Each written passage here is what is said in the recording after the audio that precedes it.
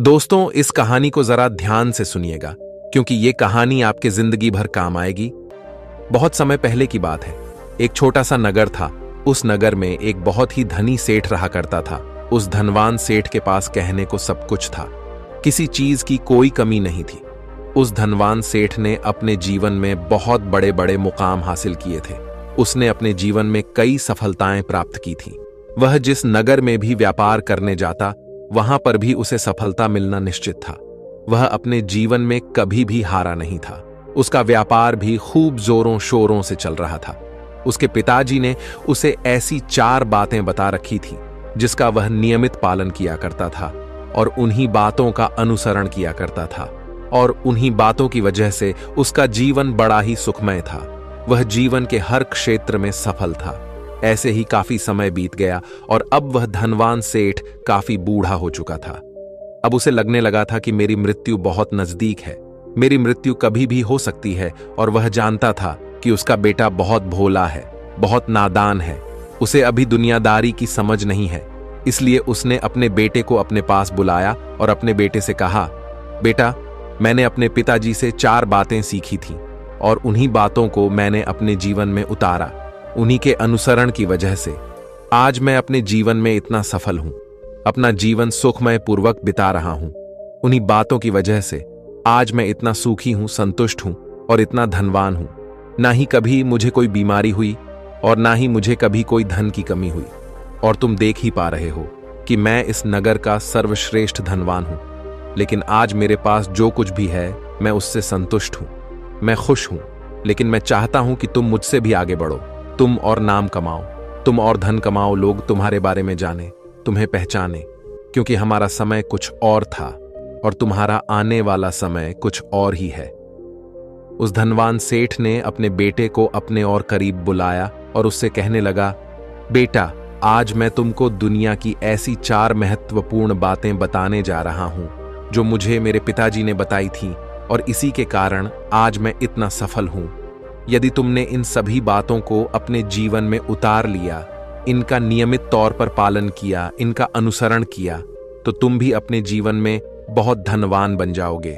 अपने जीवन को बहुत सुखमय तौर पर बिताओगे। इन बातों के अनुसरण से ना तो तुम्हारे घर परिवार में कोई दुख आएगा और ना ही तुम्हारे व्यापार में कभी कोई परेशानी उत्पन्न होगी। इतना कहकर धनवान सेठ अपने बेटे को 4 बातें बताना शुरू करता है। वह कहता है, बेटा, सबसे पहली बात है काम पर छाव में जाना और छाव में आना। दूसरी बात, अपने घर के चारों तरफ चमड़े की बाड़ रखना। तीसरी बात, हमेशा खाने को मीठा करके खाना। और चौथी बात, अपनी पत्नी को हमेशा बांध कर रखना। इतना कहकर वह धनवान सेठ अब निश्चिंत हो चुका था। वह यह जानता था कि उसका बेटा बहुत भोला है। वह अपने पिता की बात अवश्य मानेगा और इन सभी 4 बातों को अपने जीवन में उतारे और इनका अनुसरण भी करेगा। देखते ही देखते कुछ महीने बीत गए और फिर एक दिन धनवान सेठ मृत्यु को प्राप्त हो गया। अपने पिता की मृत्यु के बाद उस धनवान सेठ के बेटे ने उन सभी 4 बातों को एक कागज पर लिख लिया ताकि वह उन्हें भूल ना जाए और उन्हीं बातों को वह अपने जीवन में उतारने लगा। उन 4 बातों का अनुसरण करने लगा। सबसे पहली बात जो उसके पिता ने उससे कही थी, छाव में जाना और छाव में आना, तो उसने अपने घर से लेकर अपनी दुकान तक पूरे रास्ते पर एक टेंट लगवा दिया, क्योंकि उसके पास पैसा तो बहुत था और उसे कोई रोकने वाला भी नहीं था। जब भी कोई उससे पूछता कि आखिर तुमने ऐसा क्यों किया, तो वह उसके जवाब में बस इतना ही कहता कि मेरे पिताजी ने मुझसे ऐसा ही करने को कहा है। इसके बाद उसने अपने पिता की अगली बात का अनुसरण किया। उसने अपने घर के दोनों तरफ चमड़े की एक दीवार खड़ी करवा दी। इसे देखकर आसपास के लोग बहुत क्रोधित हो गए। वे लोग उससे झगड़ा करने पर भी उतर आए। कई लोगों ने तो यह तक कह डाला कि आखिर तुमने ऐसा क्यों किया? चमड़े की बाड़ तुमने क्यों खड़ी करवा दी? चमड़े से बहुत बदबू आती है और इससे हमें तकलीफ होती है। इसे आज ही निकलवा दो। लेकिन कोई उसका कुछ भी ना बिगाड़ सका, क्योंकि उसके पास बहुत पैसा था। इसलिए कोई भी व्यक्ति उसका ज्यादा समय तक विरोध ना कर सका और उसने भी मन बना लिया था कि वह अपने पिता की सभी बातों को पूरे दिल से मानेगा। उसके पिता ने उसे तीसरी बात कही थी, खाने को मीठा करके खाना। जिस कारण वह अपनी पत्नी से हर रोज खाने में कुछ मीठा ही बनवा आता था। कभी सेवियांज, कभी हलवा, तो कभी मिठाइयां। हमेशा यही सब खाता रहता। और उसके पिता ने उसे चौथी बात कही थी, अपनी पत्नी को हमेशा बांध कर रखना। जिस कारण वह हर रोज अपनी पत्नी को रस्सी से बांध कर रखता था। ऐसे ही कई दिन बीत गए और देखते ही देखते अब वह सेठ के बेटे का जीवन धीरे धीरे बर्बाद होने लगा था, क्योंकि उसने अपने पिता की सभी बातों का गलत मतलब निकाला था और वह उसी के अनुसार उनका पालन कर रहा था। देखते देखते उसका उतना बड़ा व्यापार अब ठप होने लगा था। उसके यहां पर ग्राहकों की संख्या कम होने लगी थी, क्योंकि जब उसका मन करता तब वह दुकान जाया करता और जब उसका मन करता तो वह दुकान से वापस घर लौट आता। उसका अपने पिताजी के इस कारोबार में मन नहीं लगता था। इस कारण उसके सारे ग्राहक अब उससे नाराज होने लगे थे। उसके सारे ग्राहक अब एक एक करके उस दुकान को छोड़ते चले जा रहे थे। इस तरह उसका पूरा व्यापार अब ठप हो चुका था। जिस व्यापार को खड़ा करने में उसके पिताजी ने खून पसीना एक कर दिया था, उस व्यापार को उसने कुछ ही महीनों में पूरी तरह से बर्बाद कर दिया था। अब उसका धंधा बहुत कम हो चुका था, जिस कारण वह बहुत परेशान रहता था, वह बहुत चिंतित रहता था। और इसके साथ ही उसने अपने घर के चारों तरफ चमड़े की दीवार खड़ी करवाई थी। उस कारण आसपास पर बहुत गंदी बदबू फैल चुकी थी। इसलिए जो भी उसके आसपास रहते थे उन सभी ने वह घर छोड़कर कहीं और पर अपना बसेरा बसा लिया। चमड़े की बदबू के कारण अब उसके घर में भी कोई नहीं आता था। यहां तक कि उसके मित्र और रिश्तेदार भी उस घर में आने से कतराते थे। लेकिन अब भी उसे समझ नहीं आ रहा था कि आखिर यह सब हो क्यों रहा है। वह बहुत परेशान रहने लगा था और वह हमेशा मीठा भोजन किया करता था, जिस कारण उसका वजन बहुत ज्यादा बढ़ चुका था। और इस मोटापे के कारण उसके शरीर में ना जाने कितनी सारी बीमारियों ने अपना घर बना लिया था। आए दिन उसके घर पर वेद आने लगे थे। इन्हीं कारणों से अब उसका पैसा भी इन चीजों में बर्बाद होने लगा था। और अपने पिता की चौथी बात उसने मानी थी, वह थी अपनी पत्नी को बांध कर रखता, जिसकी वजह से उसकी पत्नी उससे नाराज हो गई और वह घर छोड़कर अपने मायके लौट गई। उसने अपनी पत्नी को मनाने की कोशिश की, तरह तरह के उपाय किए, लेकिन उसकी पत्नी नहीं मानी। और वैसे भी कोई भी स्त्री ऐसे मर्द के साथ क्यों रहना चाहेगी जो उसे बेवजह ही बेबात पर बांध कर रखता हो। देखते देखते अब वह सेठ के बेटे का पूरा जीवन बर्बाद हो चुका था। ना तो अब उसके पास व्यापार बचा था, ना ही धन, ना ही उसकी पत्नी और ना ही वह रिश्तेदार जो पैसों के लिए उसके आसपास घूमा करते थे। और तो और अब उसका स्वास्थ्य भी ठीक नहीं रहता था, जिस कारण वह बहुत चिंतित रहने लगा था, बहुत परेशान रहने लगा था। उसे यह सब समझ ही नहीं आ रहा था क्या हो रहा है और क्यों हो रहा है। इन सभी बातों को लेकर तो बहुत परेशान रहता और वह मन ही मन अपने पिताजी को कोसा करता और कहता, पिताजी, आपने तो मेरा पूरा जीवन बर्बाद कर दिया। आपकी उन 4 बातों के कारण आज मुझसे मेरा सब कुछ छिन चुका है। ना तो मेरे पास व्यापार रहा, ना ही धन दौलत, ना ही वह रिश्तेदार, ना ही मेरी पत्नी, और यहां तक कि मेरे स्वास्थ्य ने भी मेरा साथ छोड़ दिया है।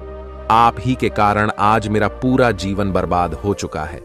यदि मैंने आपकी वह 4 बातें ना मानी होती, यदि मैंने उन्हें अपने जीवन में ना उतारा होता, तो आज मैं एक सुखमय जीवन जी रहा होता। आपकी इन 4 बातों पर चलकर मुझे क्या मिला? मैंने एक आज्ञाकारी बेटे की तरह आपकी सारी बातें भली भांति मानी, उन पर यकीन किया, उनका अनुसरण किया। लेकिन मैं ही मूर्ख था जो मैंने आपकी उन बातों पर आंख बंद करके यकीन कर लिया। इतना कहकर वह फूट फूट कर रोने लगा। तभी उसे एक दिन पता चला कि उसके पास के नगर में एक साधु आए हुए हैं और वह साधु सभी की समस्याओं का हल बताते हैं। चाहे कैसी भी समस्या हो, वह उसका निवारण अवश्य करते हैं। यह सुनकर उसने सोचा कि चलो एक बार मिलकर देखता हूं, हो सकता है कि मेरी भी समस्या का समाधान मुझे मिल जाए। इस आशा के साथ वह उन साधु के पास पहुंचा। वहां पहुंचकर सीधा उनके चरणों में जा गिरा और जोर जोर से रोने लगा। वह कहने लगा, हे गुरुवर, अब आप ही मुझे बचा सकते हैं। मेरे पिताजी ने तो मेरा पूरा जीवन बर्बाद करके रख दिया। आज मेरी जो भी स्थिति है वह सब मेरे पिताजी के कारण ही है। मेरे पिताजी ने मुझे जैसा कहा मैंने वैसा ही किया। हमेशा एक अच्छे बेटे की तरह उनकी सारी बातें मानी, अपने सारे फर्ज निभाए। और देखिए मेरे पिताजी ने मेरे साथ क्या किया, मरते मरते भी वह मुझे गलत बात सिखा गए और उसका खामियाजा मुझे आज भुगतना पड़ रहा है, क्योंकि मैंने उनकी सभी बातों को अपने जीवन में उतारा, उनका अनुसरण किया। और देखिए आज मेरे साथ क्या हो गया, मेरा तो पूरा जीवन ही बर्बाद हो गया। मैं अब तक यह नहीं समझ पाया कि मेरे पिताजी ने मेरे साथ ऐसा क्यों किया। क्या मैंने उनके साथ कुछ गलत किया था? इतना कहकर वह उन साधु के सामने और भी जोर जोर से रोने लगा। तभी वह साधु महाराज उस सेठ के बेटे से कहते हैं, बेटा चुप हो जाओ, पहले मुझे अपनी सारी बात तो बताओ। आखिर तुम्हारे साथ क्या हुआ है? तुम इस तरह से क्यों रो रहे हो? तुम्हारी इस परेशानी का क्या कारण है? उन साधु के इतना कहने पर उस सेठ के बेटे ने पर्ची उन साधु के हाथ में रख दी, जो उसने अपने पिता की मृत्यु के बाद लिख रखी थी, जिसमें उसने अपने पिता की चारों बातें लिखी थीं। उन साधु ने पर्ची ली और उसे पढ़ने लगे, और उन्होंने जैसे ही वह पढ़ा तो वह जोर जोर से हंसने लगे। और वह उस सेठ के बेटे से कहते हैं, तुम कितने बड़े मूर्ख हो, तुम्हारे पिता ने तो तुम्हें दुनिया का सारा ज्ञान दे दिया, लेकिन तुम उसे समझ नहीं पाए, तुम उसका सही तरह से पालन नहीं कर पाए, और कहते हो कि तुम्हारे पिता ने तुम्हें गलत राह दिखाई है, तुमने गलत संदेश दिया है। तुम्हारे पिताजी तो तुम्हारी परीक्षा ले रहे थे कि तुम उनकी बातों को समझ पाते हो या नहीं, तुम उनकी बातों का सही मतलब निकाल पाते हो या नहीं। यदि वह चाहते तो इसका मतलब तुम्हें अच्छी तरह से बता सकते थे, लेकिन वह चाहते थे कि तुम इन बातों का मतलब खुद से जानो, खुद से समझो कि इन बातों का क्या अर्थ है। लेकिन अब तो ऐसा प्रतीत होता है कि मानो तुम्हारी बुद्धि बिल्कुल भ्रष्ट हो चुकी है। तुमसे बड़ा मूर्ख मैंने आज तक नहीं देखा। जिसके पास दुनिया का इतना बड़ा ज्ञान हो, वह भला इतनी बड़ी मूर्खता कैसे कर सकता है? तुम्हारे पास कोई ज्ञान नहीं है, तुमने कोई भी ज्ञान अर्जित ही नहीं किया। अगर तुम इन बातों का सही मतलब समझ चुके होते तो तुम भी अपने जीवन में अपने पिता की तरह ही सफल होते, खुश होते, और तुम्हारा जीवन सुखमय तरह से बीत रहा होता। लेकिन तुम इतने बड़े मूर्ख हो कि तुमने अपने पिता की बातों का गलत मतलब निकाल लिया। उन बातों के मतलब के बारे में तुमने सोचा तक नहीं। उन्होंने जैसा कहा तुमने वैसा करना शुरू कर दिया। यदि तुम्हें उन बातों का अर्थ नहीं पता चल रहा था तो तुम किसी ज्ञानी से मिल सकते थे, तुम उससे उस बात का मतलब निकाल लेते। लेकिन जैसा तुमने अपने पिता की इन बातों को समझा है, इसका मतलब वैसा नहीं है। इस पर वह धनवान सेठ का बेटा कहता है, हे गुरुवर, आप क्या कहना चाहते हैं?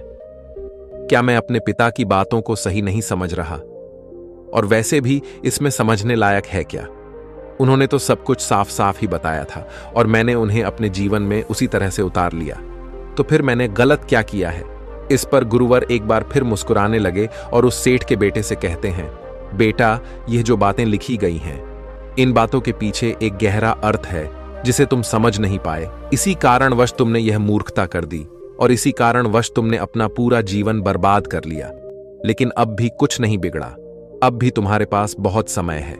यदि तुम चाहो तो अब से मेहनत करके भी तुम अपने जीवन में एक बार फिर से वह खुशहाली, वश, समृद्धि, सब कुछ हासिल कर सकते हो। इस पर वह सेठ का बेटा कहता है, ठीक है, कृपया करके मुझे उन चारों बातों का मतलब समझाइए। आखिर उन चार बातों का क्या अर्थ है? इस पर साधु सेठ के बेटे को कहते हैं, तुम्हारे पिताजी ने तुमसे कहा था, काम पर छाव में जाना और छाव में आना। इसका मतलब यह है सूर्य निकलने से पहले ही तुम दुकान पर पहुंच जाना और सूर्यास्त होने के बाद ही तुम वापस घर आना, जिससे तुम्हें दुकान पर अधिक से अधिक समय मिल पाएगा। तुम उस काम को अच्छी तरह समझ पाओगे, उस काम को अच्छी तरह से कर पाओगे, उस काम को बढ़ाने में तुम अपना दिमाग लगा पाओगे और तुम अपने काम में तरक्की कर पाओगे। लेकिन तुमने तो इसका गलत ही मतलब निकाल लिया। तुमने तो अपने घर से लेकर दुकान तक एक ऐसा टेंट लगवा दिया जिससे तुम छाव में आ सको और छाव में जा सको। अब तुम ही बताओ, क्या तुमने अपने पिताजी की इन बातों का सही मतलब समझा था? यह सुनकर वह सेठ का बेटा जोर जोर से रोने लगा और कहने लगा, हे गुरुवर, मेरी ही गलती थी। मैंने अपने पिता की इन बातों का गलत मतलब निकाला और इसी कारण वश आज मैं पूरी तरह से बर्बाद हो चुका हूं। मैं ही सबसे बड़ा मूर्ख था। मेरे पिताजी ने तो मुझे इतना महत्वपूर्ण ज्ञान दिया, लेकिन मैं उस हीरे को पत्थर समझ बैठा। आगे वह सेठ का बेटा, उन गुरुवर से कहता है कि गुरुवर दूसरी बात क्या है, उसका अर्थ क्या है। आगे गुरुवर दूसरी बात का अर्थ समझाते हुए कहते हैं, चमड़े की बाड़ करवाना, इसका अर्थ यह है कि तुम अपने घर में कुत्ता या बिल्ली पालना। जब तुम अपने घर में कुत्ता बिल्ली पाल लोगे तो यह तुम्हारे घर की चारों ओर से रक्षा करेगा, जिससे तुम्हारी धन दौलत पूरी तरह से सुरक्षित रहेगी और तुम बेफिक्र होकर दुकान पर मन लगा सकोगे, बेफिक्र होकर दुकान के कामों को समझ सकोगे और तरक्की कर पाओगे। और तो और तुम्हारे मन में कभी यह भी डर नहीं होगा कि कहीं कोई चोर आकर मेरी संपत्ति न चुरा ले। चमड़े की बाड़ करवाने का असली मतलब यह है, लेकिन तुमने तो चमड़े की बाड़ करवाने का मतलब कुछ और ही निकाल दिया। तुमने तो अपने घर की 2 दीवारों को ही चमड़े से पूरी तरह से भरवा दिया, जिस कारण आसपास गंदी बदबू फैल गई। तुम्हारे आसपास के पड़ोसी भी अपना घर छोड़कर कहीं और चले गए। यहां तक कि तुम्हारे मित्र, तुम्हारे सगे संबंधी भी उस बदबू के कारण तुम्हारे घर पर आने से कतराने लगे। और अब हालत यह हो चुकी है कि ना तो तुम्हारे घर पर कोई आता है और ना ही कोई जाता है, और इसी कारणवश लोग तुम्हें नापसंद करने लगे। और तुम्हारी बर्बादी का यह भी कारण है। आगे सेठ का बेटा कहता है, हे गुरुवर, ये सब तो ठीक है, लेकिन ये खाने को मीठा करके खाना, इसका क्या मैंने इसका भी अर्थ गलत निकाला है क्या? मैंने तो अपने पिता की बातों के कहे अनुसार ही हर रोज मीठा खाया, और आज देखिए मेरा शरीर कितना वजनदार हो चुका है, जिस कारण मुझे अनेक प्रकार की बीमारियों ने घेर रखा है। क्या मैं इस बात को भी गलत समझ रहा था? इस पर वह साधु उस सेठ के बेटे से कहते हैं, हाँ, तुमने इस बात का भी गलत मतलब ही निकाला है। मीठा करके खाने का अर्थ यह है कि जब भी तुम्हें भूख तेजी से लगे तभी तुम्हें भोजन करना है, ना उसके पहले और ना उसके बाद। अन्यथा यदि तुम्हें भूख ना लगी होगी और तुम्हें भोजन मिल जाए तो तुम उस भोजन की कभी कदर नहीं करोगे। वह रोटी तुम्हें कभी मीठी नहीं लगेगी, फिर चाहे वह भोजन कितना भी स्वादिष्ट क्यों ना हो, चाहे भोजन कितना भी लाजवाब क्यों ना हो, तुम उसकी कदर कभी नहीं कर पाओगे, तुम उसका सम्मान कभी नहीं कर पाओगे। किंतु जब एक व्यक्ति को जोरों की भूख लगी होती है तो उसके सामने यदि तुम सूखी रोटी भी रख दो तो भी वह उसके लिए किसी पंचमेल से कम नहीं है। वह उसे प्रेम पूर्वक खाता है, उसका आदर करता है, उसका सम्मान करता है, और वह रोटी उसे मीठी लगती है।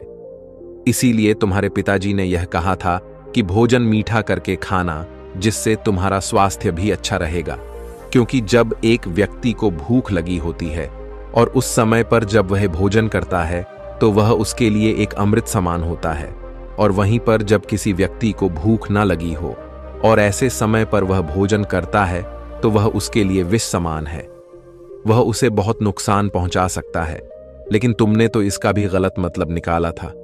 तुम हर रोज मीठा खाने लगे, जिस कारण तुम्हारा वजन बढ़ने लगा, और इसी कारणवश तुम्हारे शरीर में अनेक रोग ने अपना घर बना लिया और यह तुम्हें मृत्यु के करीब ले जा रहा था। इसलिए आज से जब भी तुम्हें जोरों की भूख लगे तभी भोजन करना तुम्हारे लिए अत्यधिक फायदेमंद होगा और तुम्हारे शरीर को हमेशा निरोगी बनाने में तुम्हारी मदद करेगा। और जब भी तब भोजन की आवश्यकता ना हो, तुम्हें भूख ना लगी हो, ऐसे समय पर भोजन कभी ना करना। यह तुम्हारे लिए बहुत नुकसानदायक साबित होगा, और यही तुम्हारी तीसरी गलती थी जिस कारण तुम्हारा पूरा जीवन बर्बाद हो रहा था। आगे सेठ का बेटा कहता है, चौथी बात तो बिल्कुल साफ लिखी गई है, अपनी पत्नी को हमेशा बांध कर रखना। तो इसका अर्थ भी कुछ और है क्या? मैंने इसका भी गलत मतलब निकाला है। इस पर साधु कहते हैं, हाँ बेटा, अपनी पत्नी को बांध कर रखने का अर्थ यह नहीं है कि तुम रोज रस्सी से बांध कर रखो, बल्कि इसका अर्थ तो यह है कि जब भी तुम दोनों के बीच में कोई आपसी मतभेद हो जाए, कुछ नोक झोंक हो जाए, तो तुम अपनी पत्नी पर हाथ मत छोड़ना। जब तक एक स्त्री का पति उसके साथ रिश्ते में बंधा होता है तो वह अपने रिश्तों में बंध जाती है और वह अपने रिश्ते को पूर्ण तरीके से निभाने का हर मुमकिन प्रयास करती है। और ऐसे समय पर यदि तुम्हारे बीच कुछ नोकझोंक हो जाए, कुछ गलतियां हो जाएं, और ऐसे समय पर तुम उस स्त्री का हाथ नहीं छोड़ते तो वह तुम्हें छोड़कर कभी नहीं जाएगी। लेकिन इसका अर्थ यह भी नहीं है कि तुम अपनी पत्नी पर अत्याचार करो, बल्कि तुम्हारे पिताजी यहां पर कहना चाहते थे कि जो भी कोई व्यक्ति तुम्हारे साथ किसी रिश्ते में जुड़ा हुआ है, उसे अपने रिश्ते में इस तरीके से बांध लो कि वह तुम्हारे साथ झगड़े और नोक झोंक के बाद भी नुकसान न पहुंचा सके, वह तुम्हारे साथ कुछ गलत ना कर सके और तुम्हारा फायदा ना उठा सके। अपने रिश्तों को हमेशा बांध कर रखना, उन्हें खुला मत छोड़ना, अन्यथा वह तुम्हारे हाथ से फिसल जाएंगे। और हम में से अधिकांश लोग अपने जीवन में यही गलतियां करते हैं और अपने नए रिश्तों को कभी समय नहीं देते, जिस कारण उनका रिश्ता उतना मजबूत नहीं हो पाता। और इसी कारणवश वह अपने रिश्ते से हाथ धो बैठते हैं। और यही गलती तुमने भी की। तुमने तो अपनी पत्नी को बांध कर रखा था, तो भला वह तुम्हें कैसे माफ कर सकती है? और यही कारण है कि वह तुम्हें छोड़कर चली गई। तुमने जो अपनी पत्नी के साथ किया वह माफी के लायक नहीं है, लेकिन तुम्हें अपनी पत्नी से माफी मांगनी चाहिए, क्योंकि तुमने गलत किया है। इसलिए जाओ और अपनी पत्नी से माफी मांगो, उसे वापस घर लाओ। और यही वह 4 बातें थीं जो तुम्हें तुम्हारे पिता ने समझाने का प्रयास किया था, लेकिन तुमने इन सभी बातों का गलत मतलब निकाला और इसी कारणवश तुम पूरी तरह से बर्बाद हो गए। किंतु अभी भी तुम्हारे पास बहुत समय है। यदि तुम इन सभी बातों का सही से अनुसरण करते हो तो तुम अपने जीवन में एक बार फिर से वह सब कुछ हासिल कर सकते हो जो तुमने खोया है। ये सारी बातें हमारे जीवन की पूरी परेशानियों का समाधान है। तुम किसी भी तरह से इनको देख सकते हो। यदि तुम कामयाब होना चाहते हो तो तुम्हें मेहनत करनी ही होगी। सूर्य निकलने से पहले तुम्हें अपने घर से निकलना होगा और हमेशा सूर्य के ढलने के बाद ही तुम्हें घर वापस लौटना होगा, ताकि धन दौलत को कोई तुमसे छीन ना ले। तुम्हें अपने रिश्तों को कुछ इस तरीके से बांधना होगा ताकि वह रिश्ते तुम्हें परेशान ना करें, तुम्हें तकलीफ ना पहुंचाए, तुम्हारा फायदा ना उठाए। और हमेशा एक अच्छा और स्वस्थ भोजन करना जब तुम्हें भूख लगी हो, ताकि तुम्हें जो भी सांसें मिली हैं तुम उसे खुशी खुशी जी सको। और अपने रिश्तों को हमेशा बांध कर रखना, उन्हें खुला मत छोड़ना, अन्यथा वह तुम्हारे हाथ से फिसल जाएंगे। और अपने घर में अवश्य ही कुत्ते या बिल्ली को जरूर पालना, ताकि तुम्हारा धन हमेशा सुरक्षित रहे। इन सभी बातों का अपने जीवन में अनुसरण करने के बाद तुम अपने जीवन में सब कुछ एक बार फिर पा सकते हो जो तुमने आज तक खोया है। और हो सकता है कि तुम इससे भी अधिक उन्नति कर पाओ, इससे भी अधिक समृद्धि पा सको, अपने जीवन को खुशहाल और सुखमय बना सके। इतना कहकर वह साधु शांत हो गए और सेठ का बेटा भी अपनी सभी गलतियों को समझ चुका था। उसने उन गुरु को प्रणाम किया और वापस अपने घर लौट गया। उसने उन सभी 4 बातों को अपने जीवन में उतारा, उनका सही सही अनुसरण किया।